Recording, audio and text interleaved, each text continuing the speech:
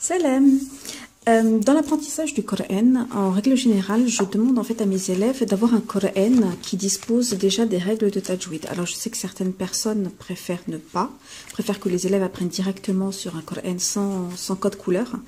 Moi, pour les débutants, je préfère qu'il l'ait parce que ça va aller beaucoup plus vite au niveau de la mémorisation, de l'apprentissage des règles de tajwid, parce qu'en fait, il y en a tellement. Il y a tellement de choses à corriger au niveau de l'articulation des lettres, des points de sortie, des caractéristiques.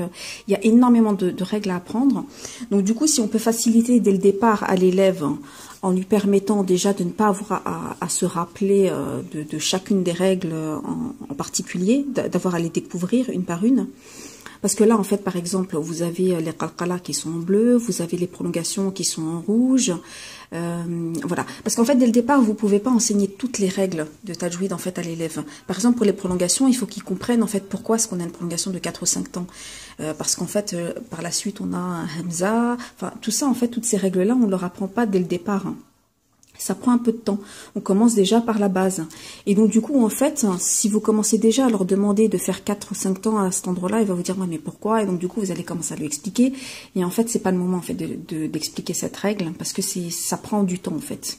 Les modules, en fait, c'est un long chapitre. Donc, du coup, voilà, c'est pour ça que moi, je préfère, en fait, demander à mes élèves, et en fait, ils commencent tous, en fait, avec ça.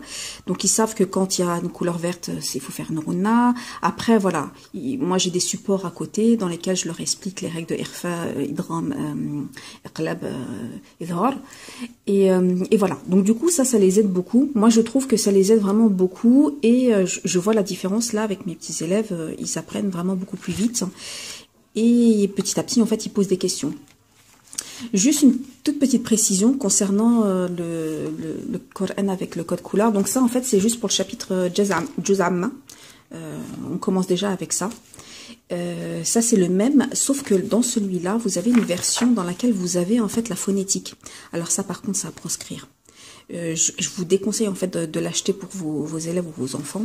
Achetez juste en fait la version avec le Coran en arabe et la traduction, c'est bien aussi la traduction approximative pour qu'ils puissent quand même comprendre en fait de quoi il s'agit, de quoi on parle dans la sourate. Mais ça par contre, cette partie-là phonétique, c'est vraiment à proscrire. J'ai un de mes élèves en fait qui a ça. Et en fait, c'est plus fort que lui, il peut pas s'en empêcher. En fait, dès qu'il veut commencer à lire, il a un automatisme. C'est pas de lire cette page-là, mais c'est de lire celle-là. Et donc, du coup, je suis constamment obligée, en fait, de la cacher. Et j'ai dit à sa mère, en fait, qu'il faudrait qu'elle en achète un autre où il n'y a pas cette page-là. Et donc, du coup, voilà. C'est trop tentant, en fait, pour les élèves. Et le problème, c'est que c'est vraiment, ça aide pas du tout. C'est censé aider, mais en fait, ça aide pas du tout parce qu'en fait, l'élève va commencer à apprendre, mais avec des erreurs. Et je le sais parce que j'ai commencé comme ça. Tout début, quand j'ai commencé à apprendre le Coran toute seule, j'ai commencé avec ça et il m'a fallu énormément de temps pour me débarrasser de tout ce que j'avais appris qui était faux.